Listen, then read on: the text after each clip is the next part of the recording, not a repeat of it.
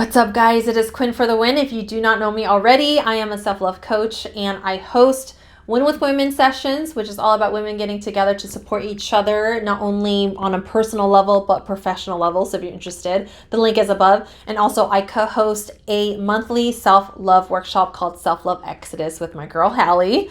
That's all happening within the week. So make sure you RSVP, grab your ticket, and you will also see all the other self-love offerings, including my donation-based self-love session. All right, guys, we're going to get into this juicy topic of why is it that people lie to us. And that's why self-love is so important, because when you practice self-love, you are digging deep into yourself, understanding your emotions on a whole nother level. Because if you can do that, when you can do that, would you say you'll be able to understand people more? And when we can understand people more, we can create actual peace in our lives and actually cultivate healthier relationships in your life. I know that hands down, one of my biggest pains is being lied to.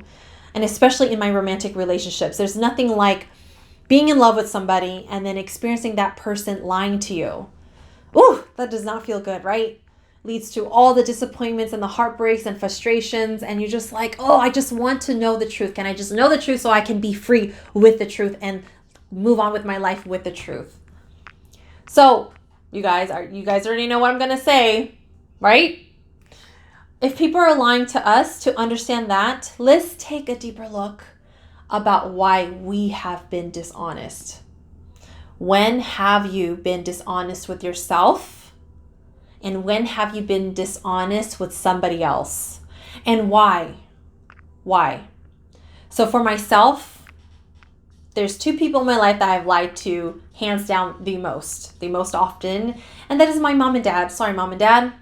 But I have understood why I did. And with my self-love practices, I've been able to understand that there's two layers to this. Number one, I was lying to myself, really. And if I'm lying to myself and I'm not living with my own truth, then what's the likelihood that I'm just going to go around and tell people about my truth and live this truth honest life, right? So that's one layer of mine. And then the second layer is, unfortunately, I experienced so much criticism, judgment, and scolding, and not experiencing being seen and heard and understood on a deeper level, that I didn't feel safe. I didn't feel safe at that time when they wanted answers from me. So with that, hopefully that is your reasoning why you have lied to other people. Most likely, yes. And so now you can take a look and ask yourself two things when you're experiencing somebody being dishonest with you. Number one, are they in a place where they're not ready to face their own truths? Because if they're not in that place, then what's the likelihood of them moving forward with other people with their honesty and truthfulness? And the second one, I know it's a hard pill to swallow, but are they in an environment that's safe, including you? Are you a safe person? Have you been judging them, criticizing them, scolding at them, and not understanding them on a deeper level? Because if they're not feeling that from you, there's no way. How are they going to be able to feel comfortable and really safe with their truths? Because I will tell you, our truths are deep and they're shameful, and they have been hurt many times when we have chosen to speak the truth. Our truth is something very precious, and it takes vulnerability to share it. So with the self-love journey, when you're able to provide that kind of safe space, the chances of people telling the truth go way more up. And if you know that you are a safe person and they're still not coming forward with the truth, then you know that they're not ready to face their truth yet. There's still that block going on. So with the self-love journey, you guys, we're cultivating the love experience for ourselves so that we can create it for other people and ultimately becoming that example. When we become that example, people actually see what it looks like, because we don't see that enough.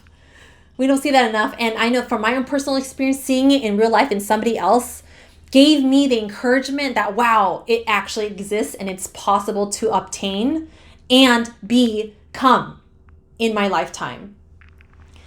And this all ultimately leads to peace, you guys, because when we can feel more peaceful with our lives and be this person that seeks deeper understanding, what's the likelihood that you'll have friction with people? What's the likelihood that you will attract dishonest people, and unhealthy relationships and rocky relationships? So with that said, you guys, I am here for you. I am a self-love coach, and a big part of that is offering a safe space for you to be you.